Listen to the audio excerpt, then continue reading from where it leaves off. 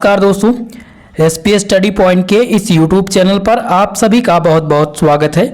आज की इस वीडियो के माध्यम से बीएससी फोर्थ सेमेस्टर जूलॉजी का ऑब्जेक्टिव क्वेश्चन पेपर हम सॉल्व करेंगे। ये क्वेश्चन पेपर सहारनपुर विश्वविद्यालय का है, जो कि अभी हाल ही में आयोजित कराया गया है। ऐसे विद्यार्थी जो सहारनपुर विश्वविद्यालय के हैं वो सभी लोग अपनी आंसर की चेक कर लेंगे, और जिन भी स्टूडेंट का एग्जाम ओएमआर सीट पर होना है, जिनके एग्जाम में ऑब्जेक्टिव प्रकार के प्रश्न पूछे जाने हैं, उन सभी के लिए आज का यह क्वेश्चन पेपर खासकर महत्वपूर्ण होगा, क्योंकि आपके एग्जाम में भी सेम इसी प्रकार के प्रश्न पूछे जाएंगे। दोस्तों, एनईपी यानी कि नई शिक्षा प्रणाली के आधार पर सेमेस्टर फोर्थ जूलॉजी का जो पेपर टाइटल है वह है gene technology, immunology and computational biology. हमारे पास ये जो प्रश्न पत्र आया हुआ है वो बुकलेट सीरीज डी का है, और जो भी सहारनपुर विश्वविद्यालय के होंगे उनका बुकलेट सीरीज सेम हो सकता है या डिफरेंट हो सकता है। किसी का सी होगा, किसी का ए होगा या फिर ई होगा। तो बुकलेट सीरीज आपका कोई भी हो, आपके प्रश्न पत्र में सेम क्वेश्चंस होंगे जो मैं आज आपको सॉल्व कराऊंगा, यही क्वेश्चंस आप में भी होंगे। बस बुकलेट सीरीज डिफरेंट होने से आपके जो प्रश्न पत्र का क्रम है वो चेंज कर दिया जाता है। तो आपको क्या करना है, किसी प्रश्न पत्र में से किसी एक प्रश्न को देखना है। जैसे इस प्रश्न पत्र में पहला प्रश्न जेनेटिक इंजीनियरिंग से स्टार्ट होगा, तो आप लोग क्या करेंगे, आप उस प्रश्न को देखिए और अपने क्वेश्चन पेपर में ढूंढ लीजिए। अब जैसे ही एक प्रश्न आपको मिलेगा, सारे प्रश्न आपको मिलते चले जाएंगे। तो चलिए दोस्तों, आज की इस क्लास को स्टार्ट करते हैं और सॉल्व करते हैं इस प्रश्न पत्र को। पहला क्वेश्चन इसमें पूछा गया है कि the bacterial generally use for the genetic engineering is. ठीक है, बैक्टीरिया यहाँ पर पूछा गया है कि जेनेटिक इंजीनियरिंग में सामान्यतः प्रयुक्त वाला जो बैक्टीरिया है वो कौन सा है। तो ध्यान रखेंगे, एग्रोबैक्टीरियम। जेनेटिक इंजीनियरिंग में सामान्यतः जो प्रयुक्त होने वाला बैक्टीरिया है उसको एग्रोबैक्टीरियम कहते हैं। ऑप्शन नंबर डी पहले प्रश्न का सही उत्तर होगा। अगला क्वेश्चन देखिए, क्वेश्चन नंबर 2, जिसमें पूछा गया है बच्चे के डीएनए फिंगरप्रिंट का पैटर्न क्या होता है। The DNA fingerprint pattern of a child is. तो एक बच्चे के जो डीएनए फिंगरप्रिंट का मॉडल होता है वो लगभग 50% बैंड जो होगा वो पिता के जैसे होगा, बाकी माता की। ठीक है, तो ऑप्शन नंबर डी इस क्वेश्चन का करेक्ट उत्तर होगा, यानी दूसरे प्रश्न का डी वाला ऑप्शन सही उत्तर है। चले अगले प्रश्न की ओर बढ़ते हैं। नेक्स्ट क्वेश्चन, तीसरा प्रश्न इसमें है कि निम्नलिखित में से कौन सा आकलन किसी विशिष्ट मान की पुनरावृत्ति को प्रेक्षणों के सभी समूह में प्रदर्शित करता है। पहला क्वेश्चन इसमें है, ऑप्शन ए कह रहा है कि माध्य, विचलन, श्रेणी या फिर बहुलक। तो आप ध्यान रखेंगे यहाँ पर डी वाला ऑप्शन सही होगा, बहुलक, क्योंकि यहाँ पर आकलन के जो विशिष्ट मान को हम पुनरावृत्त करते हैं उन प्रेक्षणों के किसी भी समूह में जो प्रदर्शित करता है वो बहुलक प्रदर्शित करता है, मोड जिसे कहते हैं। डी ऑप्शन इस क्वेश्चन का करेक्ट उत्तर होगा। क्वेश्चन नंबर 4, जिसमें है which of the following is not a measure of variability, जिसमें पूछा गया है कि निम्नलिखित में से कौन सा भिन्नता का मापन नहीं है। तो भिन्नता का मापन श्रेणी भिन्नता का मापन है, भिन्नता गुणांक भी है और प्रसरण, लेकिन इसमें से समांतर माध्य जो है ये भिन्नता गुणांक का जो है मेजरमेंट नहीं है, मापन नहीं है। ऑप्शन बी आपका सही हो जाएगा चौथे प्रश्न का उत्तर। चलिए नेक्स्ट क्वेश्चन आ चुका है आपकी स्क्रीन पे, क्वेश्चन नंबर 5। पांचवा क्वेश्चन है कि प्रतिरक्षा के पास होता है, पहला है स्वीकरण और दूसरा दिया गया है प्रतिरोध, या फिर डी यानी कि बोथ, और डी दिया गया है उपरोक्त में से कोई नहीं। तो प्रतिरक्षा के पास स्वीकरण और प्रतिरोध दोनों होता है। ऑप्शन नंबर सी इस क्वेश्चन का करेक्ट उत्तर होगा। चले अगले प्रश्न की ओर। दोस्तों, वीडियो को लाइक शेयर सभी लोग कर दीजिएगा, और जिन्होंने अभी तक हमारे इस चैनल को सब्सक्राइब नहीं किया है, आप सबसे मेरा निवेदन है चैनल को सब्सक्राइब जरूर कर लेंगे। छठा प्रश्न आपकी स्क्रीन पे आ चुका है, जिसमें पूछा गया है कि डीएनए लाइब्रेरी है। तो डीएनए लाइब्रेरी क्या है, ध्यान रखेंगे, एक collection of DNA fragment that make up the inter genome of a particular organism. ठीक है, यानी कि डीएनए खंडों का वह संग्रह जो किसी जीव के संपूर्ण जीनोम को बताता है उसको क्या कहते हैं, डीएनए लाइब्रेरी कहते हैं। सी ऑप्शन इस क्वेश्चन का करेक्ट उत्तर होगा। अगला प्रश्न देखिए, क्वेश्चन नंबर 7। सातवां प्रश्न इसमें क्या पूछ रहा है कि भ्रूण को प्राप्त थोड़ा समय का प्रतिक्षण जो भ्रूण को प्लेसेंटा या शिशु को माता के दुग्ध द्वारा प्राप्त होता है उसको क्या कहते हैं? पहला इसमें है सक्रिय प्रतिरक्षण, निष्क्रिय प्रतिरक्षण यानी एक्टिव और पैसिव। अब इसमें आपको ध्यान रखने योग्य जो बातें हैं वो कौन सा आपको ध्यान रखना है, इसमें से निष्क्रिय प्रतिरक्षण यानी पैसिव, ठीक है। यहाँ पर जो सही उत्तर होगा वो बी ऑप्शन होगा, क्योंकि भ्रूण को प्राप्त थोड़े समय का जो प्रतिरक्षण है, जो भ्रूण के प्लेसेंटा या शिशु को माता के दुग्ध द्वारा प्राप्त होता है उसको हम पैसिव इम्यूनिटी कहते हैं, निष्क्रिय प्रतिरक्षण कहते हैं। बी ऑप्शन इस क्वेश्चन का सही जवाब है।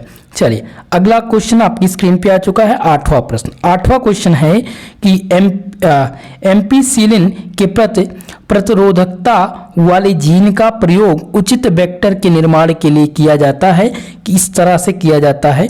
तो ये है दोस्तों ट्रांसफर जीन, स्थानांतरण जीन के आधार पर किया जाता है। ऑप्शन नंबर ए 8वें प्रश्न का सही उत्तर होगा। 9वां प्रश्न आपकी स्क्रीन पे आ चुका है और जिसमें पूछा गया है कि some of the following useful products are being the product produced by the recombinant DNA technology. निम्नलिखित में से या नीचे दिया गया कि नीचे दिए गए कुछ उत्पाद जो पुनर्योगज डीएनए तकनीकी द्वारा उत्पादित किए जाते हैं। तो इसमें अगर देखें पहला है कि हेपेटाइटिस बी, हर्पीज, इन्फ्लुएंजा, काली खांसी और मेनिनजाइटिस के टीके का उत्पादन। क्या ये डीएनए पुनर्योजन तकनीकी द्वारा उत्पादन होता है? तो ये बिल्कुल नहीं होगा, एकदम 100% पे इस पे से और नहीं, पहला तो बिल्कुल नहीं होगा। इसमें ऑप्शन नंबर 2 हो जाएगा, ई कार्ल द्वारा मानव इंसुलिन का उत्पादन। तीसरा हो जाएगा बौनेपन का इलाज। चौथा है रिकेट्स के इलाज के लिए और पांचवा है कि बंधता के इलाज के लिए और छठवा आ जाएगा इंटरफेरोन का ई कॉल द्वारा व्यावसायिक उत्पादन। तो इसमें से सही उत्तर हो जाएगा ऑप्शन नंबर ए 2, 3, 4 और 5, ये सभी सही हैं। ठीक है, चलिए अगला क्वेश्चन देखते हैं। 10वां प्रश्न इसमें पूछा गया है आपसे कि आनुवांशिकी यांत्रिकी के मुख्य एंजाइम जिसे रिस्ट्रक्शन एंडोन्यूक्लियस कहा जाता है जो प्राकृतिक रूप से पाए जाते हैं।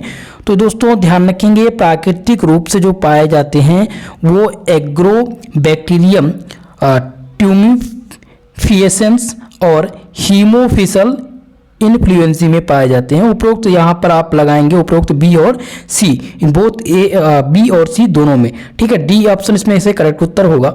अगला क्वेश्चन है कि निम्नलिखित में से किस को आनुवांशिक अभियांत्रिकी द्वारा अधिक बीटा कैरोटीन के माफ कीजिएगा कैरोटीन के उत्पादन के लिए तैयार किया गया है? तो गोल्डन राइस, सुनहरा चावल। ठीक है, यहाँ पर आपका ऑप्शन ए सही है। क्वेश्चन था कि विच of the following is the genetically engineered for the production of large amounts of beta carotene, beta carotene. तो गोल्डन राइस, ऑप्शन ए आप लगाएंगे सही उत्तर। अगला क्वेश्चन आ गया आपकी स्क्रीन पे जिसमें है कि एक कोशिका में बाह्य डीएनए प्रविष्ट कराने के लिए निम्नलिखित में से कुछ विधियों का प्रयोग किया जाता है। ठीक है, अब इसमें दिया गया है इलेक्ट्रोपोरेशन। बी ऑप्शन देखें तो बी ऑप्शन में क्या दिया गया है? ट्रांसफॉर्मेशन। और तीसरा है प्रत्यक्ष जीन स्थानांतरण, माइक्रो इंजेक्शन, इलेक्ट्रोफोरेसिस और लाइपोसोम फ्यूजन। तो करेक्ट उत्तर इसमें से जो हो जाएगा इस क्वेश्चन का वो हो जाएगा ट्रांसफॉर्मेशन, डायरेक्ट जीन का स्थानांतरण, या चौथा हो जाएगा माइक्रो इंजेक्शन और पांचवा है इलेक्ट्रोफोरेसिस। ठीक है, तो इनमें से आपका जो सही उत्तर हो जाएगा वो हो जाएगा ऑप्शन नंबर 1 करेक्ट उत्तर है। चले अगले प्रश्न की ओर, नेक्स्ट क्वेश्चन देखते हैं। फिलहाल दोस्तों इसमें से लाइपोसोम फ्यूजन भी होगा, तो इसमें से ए वाला नहीं सही है, डी वाला ऑप्शन सही हो जाएगा। ठीक है, डी वाला ऑप्शन करेक्ट उत्तर होगा। चले अगला क्वेश्चन आ चुका है 13 नंबर जिसमें है जैव सांख्यिकी के उद्देश्य पूछे गए हैं कि एम्स ऑफ बायोस्टैटिक्स आर। तो जैव सांख्यिकी के उद्देश्य में से कौन से हैं? तो इसका उद्देश्य पहला तो यह है कि आंकड़ों से मान अनुमान का लगाना। दूसरा है आंकड़ों को उपलब्ध कराने के लिए प्रायोगिक अवधारणा को डिजाइन करना। तीसरा है कि उचित सारणी चित्र व ग्राफ की सहायता से आंकड़ों को व्यवस्थित करके प्रदर्शित करना। तो यहाँ पर ऑप्शन नंबर डी आपका सही होगा, उपरोक्त सभी। चले अगला क्वेश्चन 14 नंबर, जिसमें पूछा गया है कि डीएनए फिंगरप्रिंट को सर्वप्रथम विकसित किया गया था। तो डीएनए जो फिंगरप्रिंट विकसित किए थे उन वैज्ञानिक का नाम था Alec Jeffrey. Option number C इसमें से करेक्ट उत्तर होगा। यहाँ पर क्वेश्चन है find out the mode. Mode आपसे पूछा गया है मोड निकालने के लिए। तो जब इसका बहुलक निकालेंगे तो इसका बहुलक जो आएगा वो 3 आएगा दोस्तों, ठीक है। यहाँ पर ऑप्शन नंबर ए करेक्ट उत्तर हो जाएगा। अगला क्वेश्चन देखिए, क्वेश्चन नंबर 16, जिसमें है कि नवजात शिशु को कोलोस्ट्रम यानी पहला दूध उपलब्ध कराता है। तो पहला जो दूध होता है जिसको कोलोस्ट्रम कहते हैं वो जन्मजात प्रतिरक्षा प्रदान करता है, ठीक है। और इसमें से निष्क्रिय रोग क्षमता, ठीक है, पैसिव इम्यूनिटी। बी वाला ऑप्शन इसमें से 16 नंबर का जो करेक्ट उत्तर हो जाएगा ऑप्शन नंबर बी, ठीक है। और जन्मजात प्रतिरक्षा, जन्मजात यानी कि जन्म के बाद, ठीक है। तो निष्क्रिय रोधक क्षमता इनमें से आपका करेक्ट उत्तर होगा। अगला क्वेश्चन देखिए, नेक्स्ट क्वेश्चन है 17 नंबर, जिसमें पूछा गया कि कोशिका के किस भाग में एंटीजन पाए जाते हैं। तो कोशिका की सतह पर एंटीजन पाए जाते हैं कोशिका में। बी ऑप्शन इसमें से करेक्ट उत्तर होगा। अगला क्वेश्चन 18 नंबर, जिसमें पूछा गया है कि what is the nature of immunoglobulin. प्रतिरक्षा ग्लोबुलिन्स की प्रकृति कैसी होती है। जो इसकी प्रकृति होती है दोस्तों वो ग्लाइकोप्रोटीन होती है। बी ऑप्शन इस क्वेश्चन का करेक्ट उत्तर होगा। क्वेश्चन नंबर 19, जिसमें है पूछा गया है कि वेस्टर्न ब्लॉटिंग तकनीकी किसके लिए उपयोग किया जाता है। वेस्टर्न ब्लॉटिंग तकनीकी इज यूज टू। तो दोस्तों इसका प्रयोग जो किया जाता है वो आइसोलेट प्रोटीन के उपयोग में किया जाता है। ऑप्शन सी इस क्वेश्चन का करेक्ट उत्तर होगा 19 नंबर प्रश्न का। अगला क्वेश्चन है 20 नंबर, जिसमें है मॉलिक्यूलर जेनेटिक्स यांत्रिकी में आणविक कैंची का प्रयोग किसमें आता है। तो इसका प्रयोग कहाँ पर करते हैं। तो हम इसका रिस्ट्रक्शन एंडोन्यूक्लियस में करते हैं, ठीक है। सी ऑप्शन इसका करेक्ट उत्तर हो जाएगा। अगला क्वेश्चन देखें 21 नंबर, जिसमें पूछा गया था कि जीन क्लोनिंग के दौरान जीन टैक्सी किसे कहा जाता है। Which one is called the gene taxi during the gene cloning. तो इनमें से वैक्सीन दिया गया ऑप्शन, प्राजीव यानी प्रोटोजोआ जिसे कहते हैं, बैक्टीरिया या फिर प्लाज्मिड। तो करेक्ट उत्तर कौन सा हो जाएगा भैया, प्लाज्मिड सही उत्तर हो जाएगा, ठीक है। जीन क्लोनिंग के दौरान जीन टैक्सी किसको कहते हैं, प्लाज्मिड को कहते हैं। डी ऑप्शन करेक्ट उत्तर है। 22 नंबर प्रश्न है, जिसमें लाइगेज का कार्य पूछा गया है, एक्ट ऑफ लाइगेज। तो लाइगेज का जो कार्य होता है वो होता है joint of DNA fragment, joint the DNA fragment यानी कि डीएनए खंडों को जोड़ना। ऑप्शन नंबर बी 22 नंबर प्रश्न का सही उत्तर होगा। अगला क्वेश्चन है व्हाट इज प्लाज्मिड। प्लाज्मिड पूछा गया कि प्लाज्मिड होता क्या है। ध्यान रखेंगे जो प्लाज्मिड होता है वो होता है जीवाणु के वर्तुल डीएनए यानी कि circular extra chromosomal DNA in bacteria. D option 23 number प्रश्न का सही उत्तर होगा। 24 नंबर प्रश्न आपकी स्क्रीन पे है और जिसमें क्या पूछा गया है कि निम्नलिखित आंकड़ों के लिए माध्यिका ज्ञात कीजिए, जिसमें विद्यार्थियों की संख्या दिया गया और प्राप्त नंबर। देखिए यहाँ पर दोस्तों अब यहाँ पर सॉल्व करना संभव नहीं है स्क्रीन रिकॉर्डिंग के माध्यम से, तो मैं इस क्वेश्चन का आंसर आपको दे दूंगा। फिलहाल आप जिनको माध्यिका निकालना आता है वो निकाल सकते हैं, बाकी इसके फॉर्मूले के माध्यम से मैं आपको टेलीग्राम पे डाल दूंगा सॉल्यूशन। 25 नंबर प्रश्न है पहला कृत्रिम जीन किसने संश्लेषित किया था। दोस्तों थोड़ा सा प्रश्न धुंधला है। क्वेश्चन ये है कि पहला कृत्रिम जीन किसने संश्लेषित किया था। तो ध्यान रखेंगे कि खुराना, ठीक है, खुराना ने पहला जीन संश्लेषित किया था। सी ऑप्शन इस क्वेश्चन का करेक्ट उत्तर है। अगला क्वेश्चन है 26 नंबर, जिसमें है कि रक्त में एंटीजन तथा एंटीबॉडी के पारस्परिक व्यवहार के अध्ययन को क्या कहते हैं। तो इस अध्ययन को क्या कहा जाता है भैया, सेरोलॉजी कहते हैं। ऑप्शन ए इस क्वेश्चन का सही उत्तर हो जाएगा। जब भी आपसे पूछा जाए कि रक्त में एंटीजन तथा एंटीबॉडी के पारस्परिक व्यवहार का अध्ययन जो है उसको क्या कहते हैं, तो आप ध्यान रखेंगे सेरोलॉजी कहते हैं। ऑप्शन ए करेक्ट उत्तर होगा। चलिए प्रश्न नंबर 27 आपकी स्क्रीन पे आ चुका है, जिसमें पूछा गया कि जीन जो एक गुणसूत्र से दूसरे गुणसूत्र पर आने में समर्थ हैं उसको क्या कहते हैं? तो उनको कहा जाता है ट्रांसपोजोन कहते हैं। क्या कहते हैं? ट्रांसपोजोन कहते हैं। ऑप्शन नंबर ए 27 नंबर प्रश्न का सही उत्तर है। क्वेश्चन नंबर 28 जिसमें पूछा गया है for the separation of a large segment of DNA use, प्रयोग में लाए गए डीएनए के बड़े सेगमेंट को पृथक करने में किसकी मदद से करते हैं? तो आप ध्यान रखेंगे आगारोस जेल। ठीक है, यहां पर ऑप्शन नंबर ए करेक्ट उत्तर होगा। अगला क्वेश्चन 29 नंबर जिसमें है कि माध्यिका विचलन किसके द्वारा निकाला जा सकता है? Mean derivation can be computed from. ठीक है, पहला ऑप्शन है मोड, मीडियन, अर्थमेटिक मीन या एबव ऑल। तो इसमें से जो सही उत्तर हो जाएगा उपरोक्त सभी, ऑल ऑफ एबव। ठीक है, अगला क्वेश्चन सीपीयू का पूर्ण रूप पूछा गया था।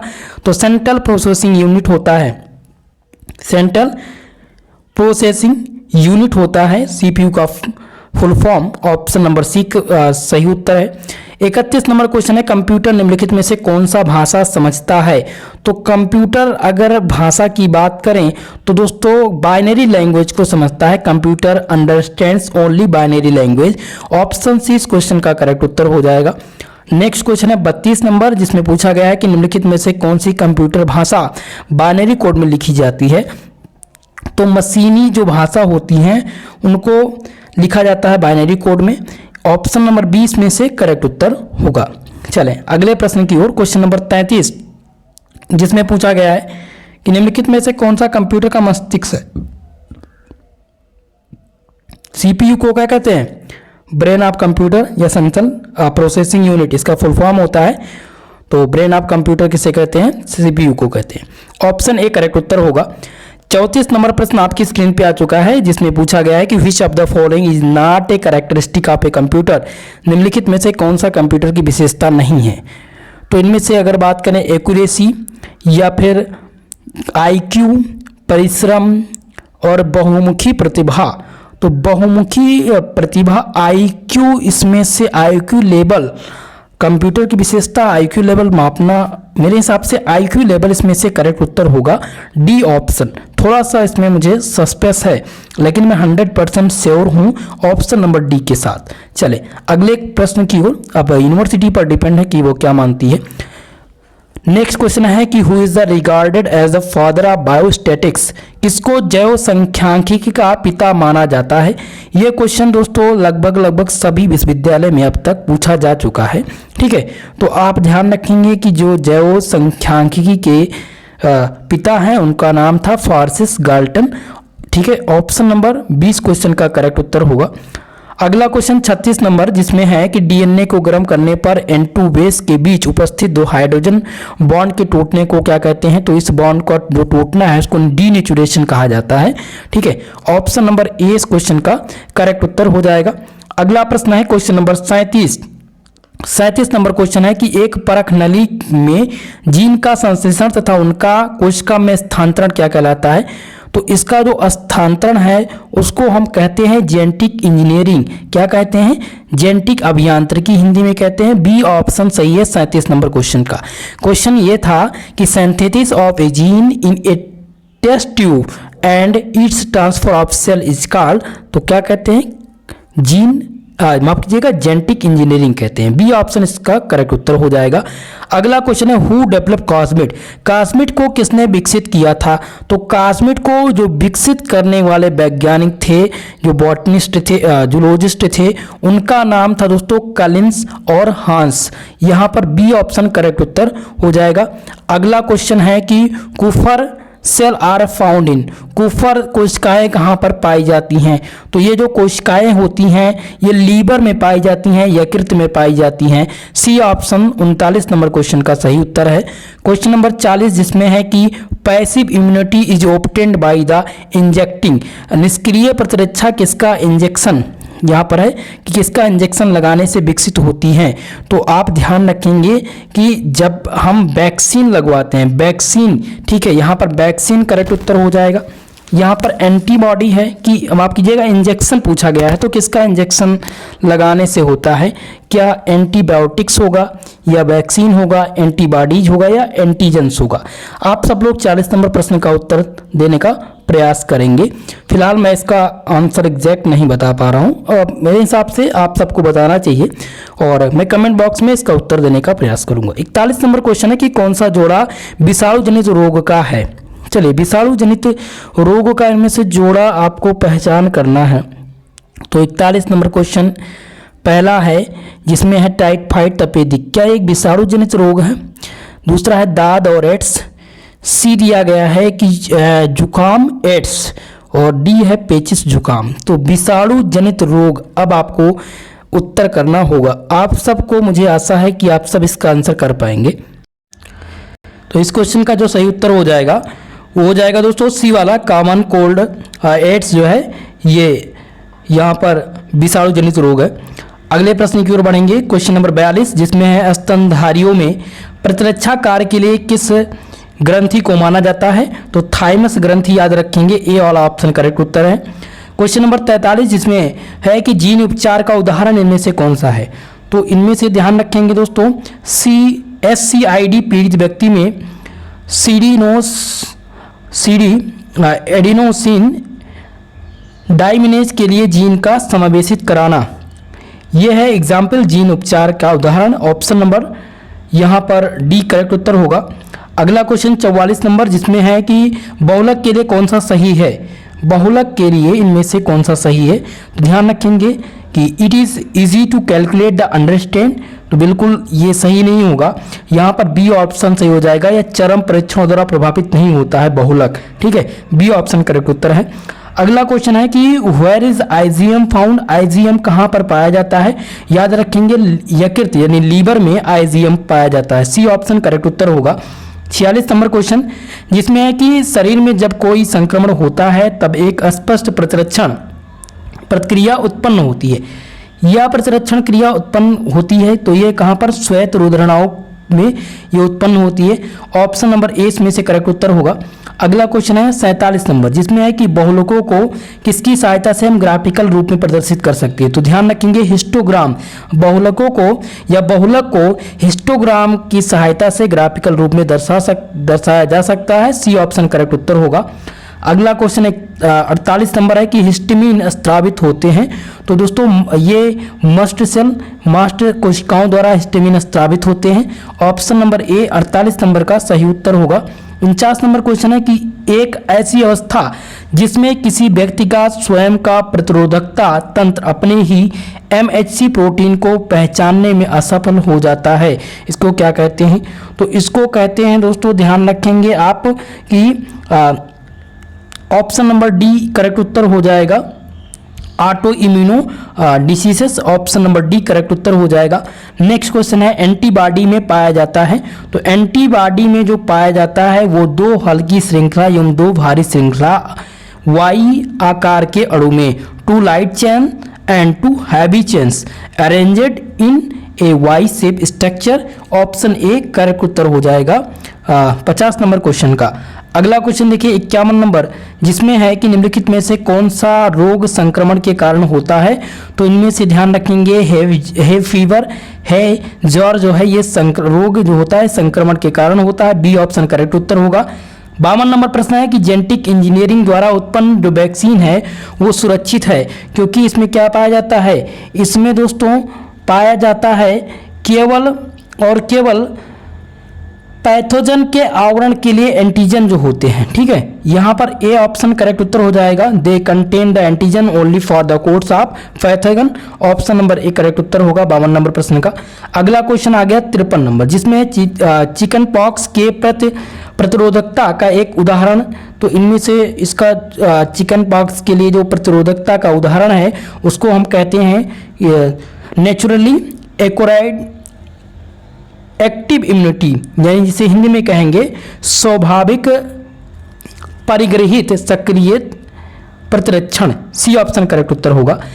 यहाँ पर आ गया आपकी स्क्रीन पे 54 नंबर क्वेश्चन जिसमें पूछा गया है कि इम्यूनोग्लोबिन जिसे हम किससे दर्शाएंगे? IgA IgA प्राथमिक प्रतिरक्षण प्रक्रिया के दौरान स्रावित होता है और यह IgD द्वितीयक प्रतिरक्षण प्रक्रिया के द्वारा स्रावित होता है।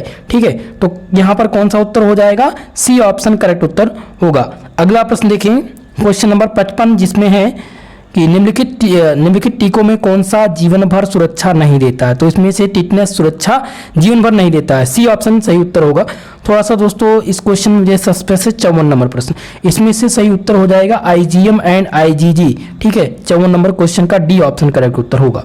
अगला प्रश्न देखिए 56 नंबर क्वेश्चन है कि संरचनात्मक जीन के एक सेट का अनुवादन में मोड़ने या ना मोड़ने वाले जीन को क्या कहते हैं? तो इसको हम कहते हैं दोस्तों रेगुलेटरी जीन या ऑपरेटर जीन। तो इसको ऑपरेटर जीन कहते हैं, बी ऑप्शन इस क्वेश्चन का करेक्ट उत्तर होगा। 57 नंबर क्वेश्चन, जिसमें पूछा गया है कि प्लाज्मिड जीन क्लोनिंग के वाहक का काम करते हैं क्योंकि यह सेल्फ रिप्लिकेशन या self replicate in bacterial cell जीवाणु कोशिका में स्वद्विगुणन करते हैं। ठीक है, ऑप्शन नंबर ए 57 नंबर प्रश्न का सही उत्तर होगा। अगला क्वेश्चन आ गया 58 नंबर, जिसमें है कि रिस्ट्रिक्शन एंजाइम DNA को काटने में जिस सीक्वेंस को पहचाना जाता है उसका क्या नाम है? तो उसका नाम है रिस्ट्रिक्शन साइट कहते हैं। इसको क्या कहते हैं? Restriction site. Option number 20 question का करेक्ट उत्तर होगा।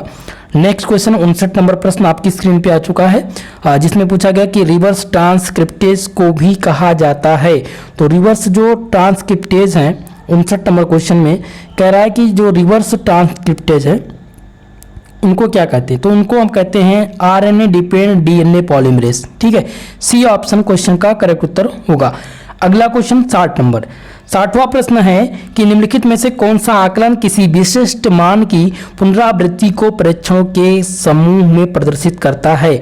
तो इसमें से जो प्रदर्शित करता है उसको हम क्या कहते हैं? बहुलक कहते हैं, मोड कहते हैं, डी ऑप्शन करेक्ट उत्तर होगा। नेक्स्ट क्वेश्चन 61, जिसमें है कि यदि किसी जनसंख्या का प्रमाप विचलन SD 9 है तो इसका प्रसरण कितना होगा? इसका प्रसरण जब आप निकालेंगे 81 आएगा। ऑप्शन सी इस क्वेश्चन का करेक्ट उत्तर होगा। 62 नंबर क्वेश्चन आपकी स्क्रीन पे आ चुका है, जिसमें पूछा गया है कि प्रतिरक्षा तथा घुलित प्रतिजन के बीच क्रिया को क्या कहते हैं? तो इस क्रिया को दोस्तों हम कहते हैं निक्षेपण। क्या कहते हैं? निक्षेपण कहते हैं, सी ऑप्शन करेक्ट उत्तर होगा। अगला क्वेश्चन 63 नंबर, जिसमें है जीन लाइब्रेरी एक संग्रह है। तो ऑप्शन ए कह रहा है कि जीवों के विभिन्न प्रकार का, क्या ये सही है? तो बिल्कुल असत्य है। जीन लाइब्रेरी किसका संग्रह है? ना तो ये जीन पुस्तक का है, ना ही कल्चर कोशिका का है। तो इसमें डी वाला ऑप्शन करेक्ट उत्तर हो जाएगा। 64 क्वेश्चन इसमें है कि दिए गए आंकड़ों का मानक विचलन ज्ञात करना है। अब देखिए मानक विचलन आप लोग को अगर आता है निकालना तो आप निकाल सकते हैं, वरना मैं इसका सॉल्यूशन टेलीग्राम पे डाल दूंगा 64 नंबर क्वेश्चन का। ठीक है, बढ़ेंगे अगले प्रश्न के साथ। क्वेश्चन नंबर 65 है कि अनुवांशिक तकनीकी इनमें से क्या है? तो अगर हम बात करें अनुवांशिक तकनीकी की, तो अनुवांशिक तकनीकी को हम क्या कहते हैं? Addition and removal of gene कहते हैं। ठीक है, क्या कहते हैं दोस्तों? जीन का जोड़ना तथा हटाना। ऑप्शन नंबर 20 में से करेक्ट उत्तर होगा। नेक्स्ट क्वेश्चन आ गया आपकी स्क्रीन पे 66, जिसमें है कि यदि प्रसरण 144 हो तो प्रमाप विचलन SD क्या होगा? तो इसका जो प्रमाप विचलन है वो 12 होगा। बी ऑप्शन करेक्ट उत्तर है 66 नंबर क्वेश्चन का।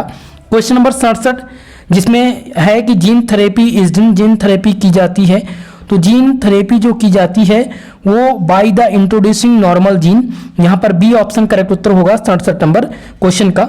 अगला प्रश्न थोड़ा सा क्लियर नहीं है दोस्तों, ये प्रश्न पत्र जिसने दिया था वो थोड़ा क्लियर नहीं है। आप सबसे मेरा निवेदन है कि आप लोग जब भी हमारे पास क्वेश्चन पेपर सेंड करिए तो क्लियर पिक के साथ, और जिनको किसी और सब्जेक्ट का आंसर की या पेपर सोल्यूशन चाहिए तो क्वेश्चन पेपर हमारे कॉन्टैक्ट नंबर 9984947535 पर सेंड कर दीजिएगा ताकि उसकी आंसर की आपको प्रोवाइड की जा सके।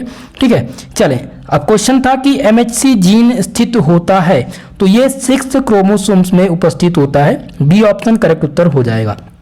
अगला क्वेश्चन है 59 नंबर क्वेश्चन, जिसमें है कि PCR जिसे पॉलीमरेज चेन रिएक्शन कहते हैं वो यूज होता है। तो ये यूज किया जाता है जेनेटिक काउंसलिंग के द्वारा। किसके रूप में? जेनेटिक काउंसलिंग के रूप में इसका प्रयोग करते हैं। यहाँ पर सी ऑप्शन करेक्ट उत्तर होगा। क्वेश्चन नंबर 70, इसमें भी माध्यिका निकालने के लिए पूछा गया है। ठीक है, तो जिस आप इसका माध्यिका निकालेंगे तो आप सबसे पहले इसका जो फॉर्मूला होता है n+1/2 वा पद, नवा पद होता है। ठीक है, तो n की वैल्यू क्या हो जाएगी, जितने भी संख्या है इसमें 1 2 3 4 5 6 7 8 9, टोटल कितना है 9 है। तो n बराबर क्या हो जाएगा 9 + 1/2, तो ये हो जाएगा 10 बराबर 2, और 2 पंचे 10 यानी 5 आ गया इसका n का मान। ठीक है, अब आप क्या करेंगे, इसको अवरोही क्रम में रख लेंगे, और अवरोही क्रम में रखेंगे तो इसका पांचवा पद याद करना होगा 1 2 3 4 5। ठीक है, तो इसका पांचवा पद जो आएगा 49 आएगा। ठीक है, आप लोग लिखेंगे। तो यहां पर जो करेक्ट उत्तर कौन सा हो जाएगा 70 नंबर क्वेश्चन का, क्वेश्चन नंबर 70 का जो इनमें से सही उत्तर हो जाएगा वो हो जाएगा 49। ठीक है, कौन सा ऑप्शन, यहां पर ध्यान रखेंगे ऑप्शन नंबर आपका यहां पर सी वाला करेक्ट उत्तर होगा। चलिए अगले प्रश्न की ओर, जिसमें है कि चतुर्थक विचलन है। तो पहला है सरलता से समझने एवं परिकल्पना के योग। तो यहां पर दिख नहीं रहा क्वेश्चन, लेकिन 71 नंबर क्वेश्चन का जो सही उत्तर है वो डी वाला ऑप्शन है। चलिए अगले प्रश्न की ओर, क्वेश्चन नंबर 72 है कि स्तनधारियों की ग्रंथि में स्रावित कोलेस्ट्रॉल में कौन सा प्रतिरक्षा ग्लोबिन पाई जाती है। तो इसमें दोस्तों ध्यान रखेंगे आप लोग IgA पाई जाती है। ऑप्शन नंबर बी करेक्ट उत्तर है 72 नंबर प्रश्न का। क्वेश्चन नंबर 73 जिसमें है एंटीबॉडी के हाइपर वेरिएबल हिस्सा पाया जाता है। तो ये दोस्तों C terminal region of light chain हल्की श्रृंखला के सी सिरे पर पाई जाती है। सी ऑप्शन करेक्ट उत्तर होगा क्वेश्चन नंबर 73 का उत्तर। अगला क्वेश्चन 74 नंबर है। 74 नंबर क्वेश्चन में है कि एंटीजन और एंटीबॉडी की पारस्परिक क्रियाओं में कौन सा बंध प्रयोग होता है। तो इनमें से यहाँ पर weak hydrogen bond and van der Waal force, strong covalent bond, strong disulphide bond, ये सभी पाए जाते हैं। डी ऑप्शन करेक्ट उत्तर होगा। और इस प्रश्न पत्र का लास्ट क्वेश्चन है which of the following enzyme is used to the formation of CDNA। निम्नलिखित में से कौन सा एंजाइम CDNA के बनने में प्रयुक्त होता है। तो यहाँ पर आप ध्यान रखेंगे रिवर्स ट्रांसक्रिप्टेज का प्रयोग किया जाता है। 75 नंबर क्वेश्चन का ए वाला ऑप्शन करेक्ट उत्तर होगा। आज के इस प्रश्न पत्र को हमने सॉल्व करा दिया है। ये सहारनपुर विश्वविद्यालय का क्वेश्चन पेपर था। जितने भी दोस्त सहारनपुर विश्वविद्यालय के हैं या अदर विश्वविद्यालय के हैं, अगर आपको पेपर का सॉल्यूशन चाहिए तो मेरा कॉन्टैक्ट नंबर 9984947535 आप नोट कर लीजिएगा। उस पर आप क्लियर पिक के साथ व्हाट्सअप कर दीजिएगा, आपको पेपर का सॉल्यूशन जल्द ही मिल जाएगा। इसमें से लगभग 4 क्वेश्चन के आंसर थोड़ा सस्पेंस थे और उनको मैं आपको कमेंट बॉक्स में इनका आंसर देने का प्रयास करूंगा। बाकी दोस्तों आपका कोई भी क्वेश्चन है तो कमेंट बॉक्स में पूछ सकते हैं। वीडियो को लाइक शेयर करना मत भूलिएगा, और अगर अभी तक हमारे इस चैनल को सब्सक्राइब नहीं किए हैं तो आप सबसे मेरा निवेदन है हमारे इस चैनल को सब्सक्राइब कर लीजिएगा। दोस्तों आज के लिए बस इतना ही, मिलते हैं नेक्स्ट वीडियो के साथ, तब तक के लिए जय हिंद जय भारत।